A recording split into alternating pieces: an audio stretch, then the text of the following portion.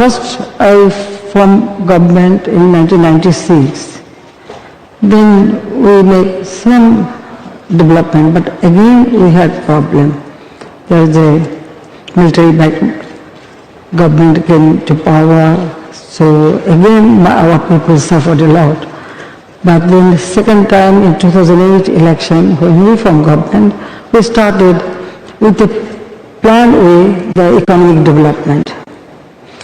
Now within these 14 years, we made tremendous progress.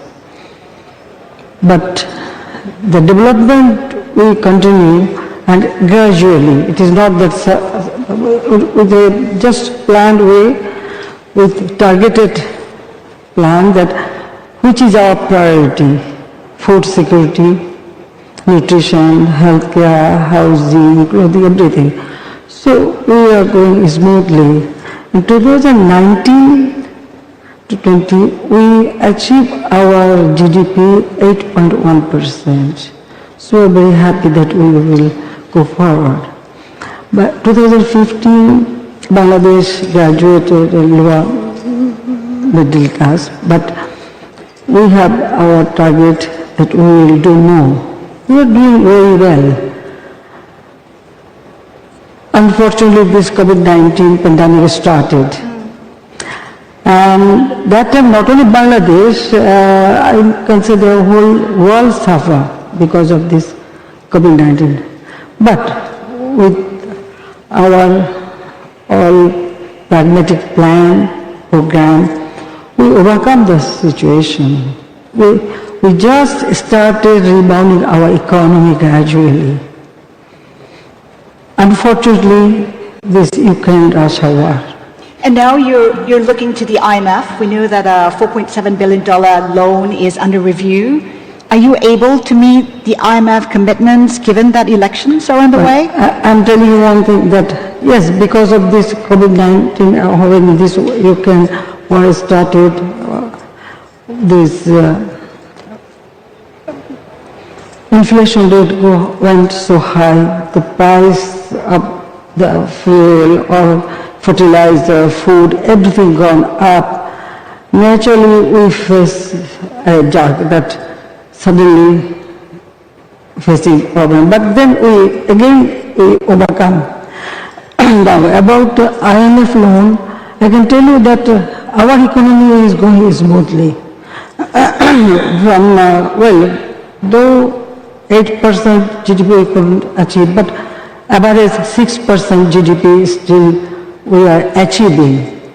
So taking IMF loan, it is not that our economy is very much suffering or that. It is only because we want that just give a cushion to our economy and understanding that yes, we want to develop more, that's why. And you know that IMF, they only give their, the assist country which can repay their bill, the load I am taking. First they think that whom they are giving loan, whether they can able to pay it back or not. So Bangladesh in a position that yes, we took the loan as much as long we need it, and I am very much sure that definitely we are able to use the loan for our progress, and side by side we are able to pay it back. So Bangladesh is confident it can meet IMF commitments. I want to touch on the energy crisis, which is in a critical stage in Bangladesh. We know that it's already raised prices 3 times already this year. It's intending to raise another time. What are the prospects? Because some people say that perhaps you should be looking at cutting prices instead. Cutting price for energy. Well, the price already for the world, this price has been increased. So yes, we are also suffering, but for our people, for our development, We always give them other facilities so that people do not suffer. By this time, we make that Bangladesh, now almost all the houses we can supply electricity, then Wi-Fi connection, then infrastructure development is there. The price hike is affecting every country, not only Bangladesh, and we are also suffering for that. But yes, of course, we are looking for alternative like renewable energy, solar panel, and other how to continue our progress that we are looking for. And looking for more supplies of LNG from Qatar as well, like the long list of countries. Well, with Qatar, we have, relationship for a long time, and we buy LNG from Qatar. We have long-term agreement, and that will, I hope that will continue. But I know there is a lack of energy, and fuel is a crisis. There is a crisis, a tremendous crisis all over the world. But now those the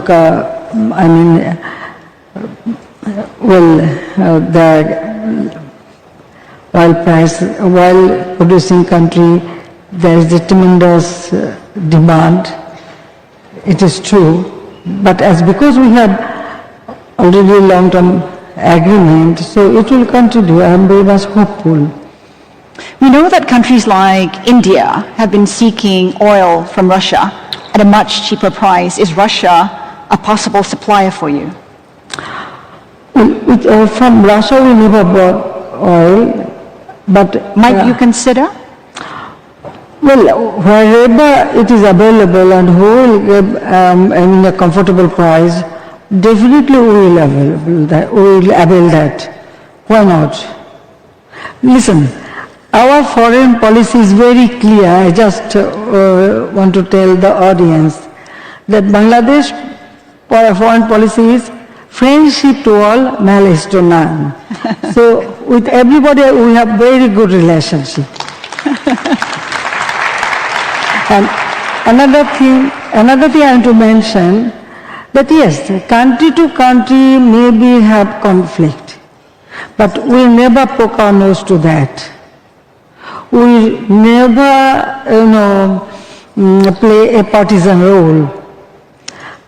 We need to develop our country. We need to fulfill our people's demand. We need to develop country so that our people get a better life, a developed life. And we have a targeted plan. Now, we just recently graduated from LDC. In 2026, we will start that as a developing country, we will start our program. Yes, 2030 SDG, we already have taken many programs to fulfill the SDG, UNG program. And I am very much confident that yes, we can do it, we will do it, yes. Side by side, we have our own program. Like 2041, we want to develop our country as a developed country and a smart country, because the ICT digital device and technology, we started training our people, we are working. So for our development and for the cause of our people, for giving a better life for our people, we are ready to avail everything from where it is possible. Prime Minister, I want to touch on the upcoming elections, which need to be held by January 2024. You've been in power for, I think, about 14 years now. How much more longer do you think you'll be in power? As long as my people want me, because I'm working for people. I'm working for people, you see. My father had a dream. He wanted to give these people a better life. So this is my aim. that our people should not suffer from hunger, suffer from malnutrition, suffer from lack of housing or education or healthcare so I want to ensure, already we have done in our humble way, at least their basic need within these 14.5 years. Now we are able to fulfill their basic needs. Our poverty level, it was 41%, 41.5% in 2006. Now, the 2022, we reduce it to 18.7%. Our extreme poverty level, it was 25.5%. Now we reduce to 5.6%. And I hope within 2-3 years, there will be no extreme poverty. But countries like the US have come out to say they would like to see a freer and fairer election, and the opposition has come out to say that as long as you're in power, they're unlikely to be part of the election process. How is it going to be freer, fairer, and more participatory? Listen, in our country, 1935, when my father was assassinated, after that the military dictator took over power, and that time they jeopardized all electronic process.